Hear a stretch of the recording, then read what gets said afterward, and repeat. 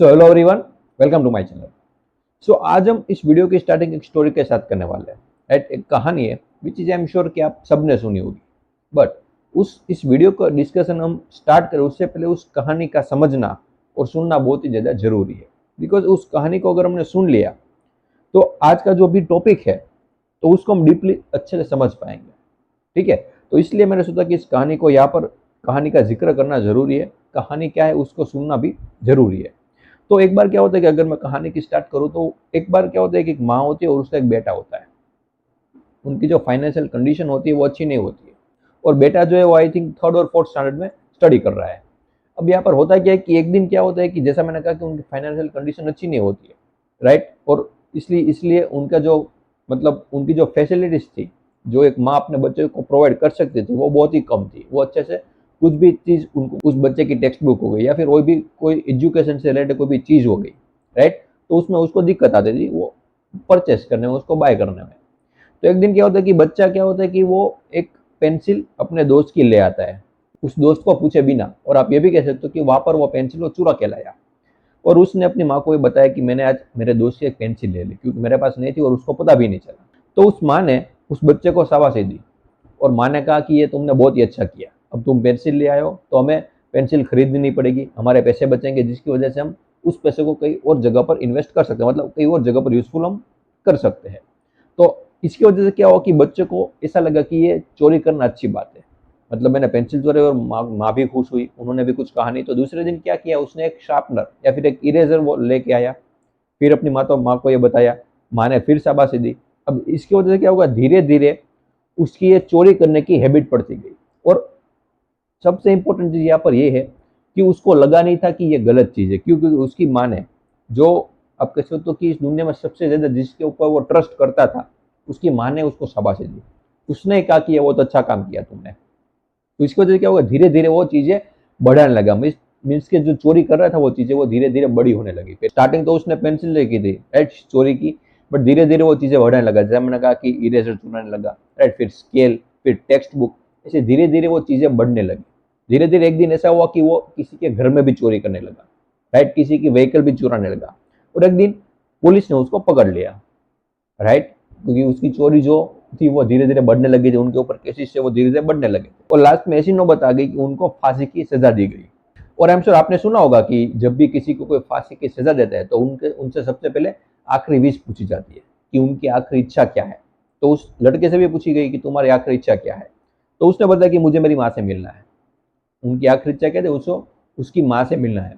और जैसे उनकी माँ सामने आई तो उसने उसका नाक काट दिया और यही स्टेटमेंट दिया कि सबसे पहले दिन जब मैं इस पेंसिल को चोरी करके लाया था, अगर उस वक्त तुमने मुझे डांटा होता तो आज मेरे लिए नौबत नहीं आती।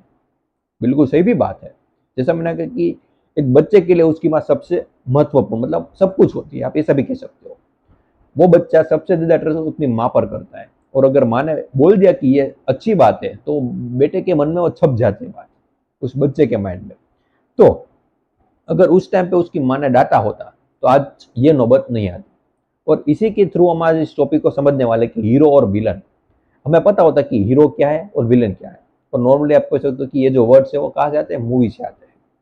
हीरो मतलब हमारे मन में क्या होता है कि जो भी समाज के लिए अच्छा कर रहा होता है, राइट, किसी के भले के लिए कुछ कर रहा होता है, उसको हम हीरो बना देते हैं। विलन मतलब जो ऐसा करता है जिससे समाज को नुकसान हो रहा हो, किसी और इंसान को जो चोट पहुंचाता हो, उसको हम विलन बोल सकते हैं।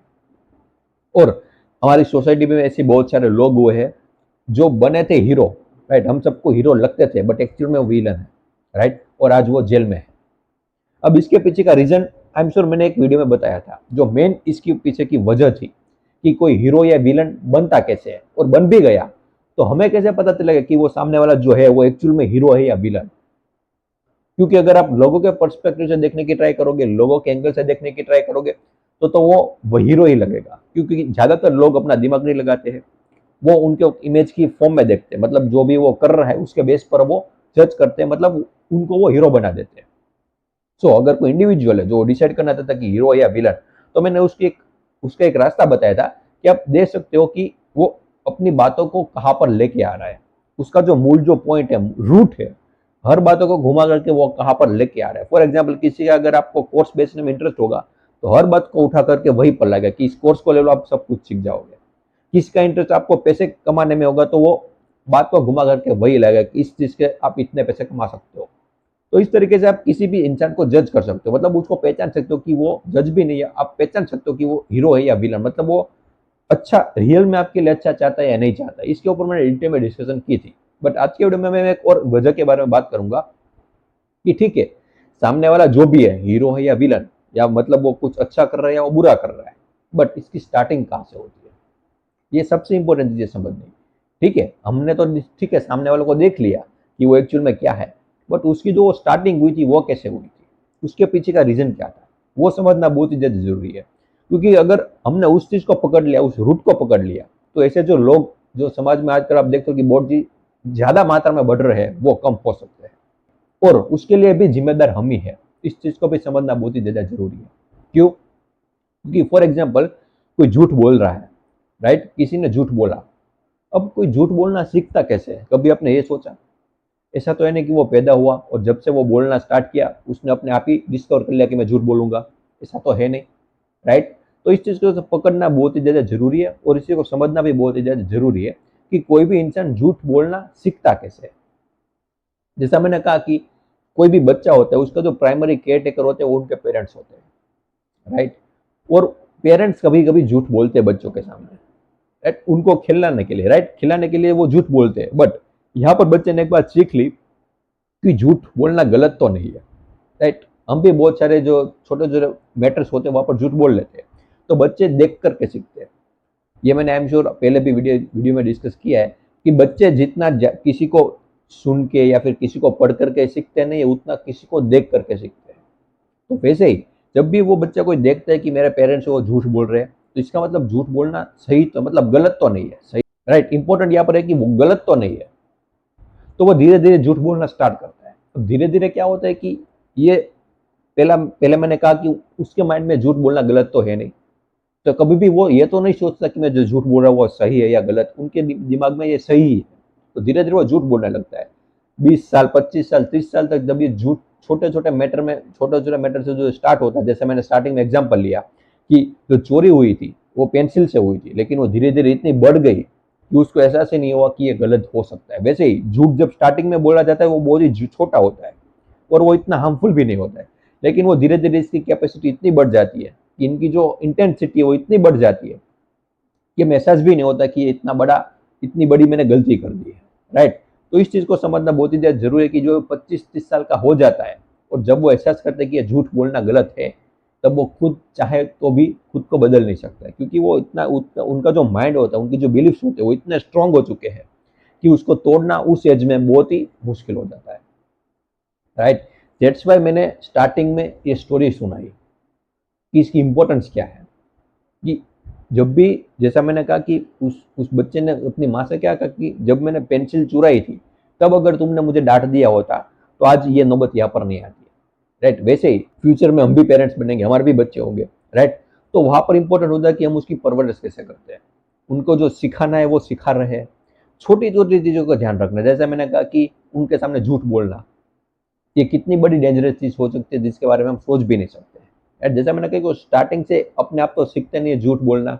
मैं भी पेरेंट्स से नहीं सीखा तो अपने अराउंड के कोई फैमिली मेंबर से सीखा या फिर अपने दोस्तों के सीखा, राइट। तो इसे हम अपने अराउंड के एनवायरमेंट से ही सब कुछ सीखते हैं।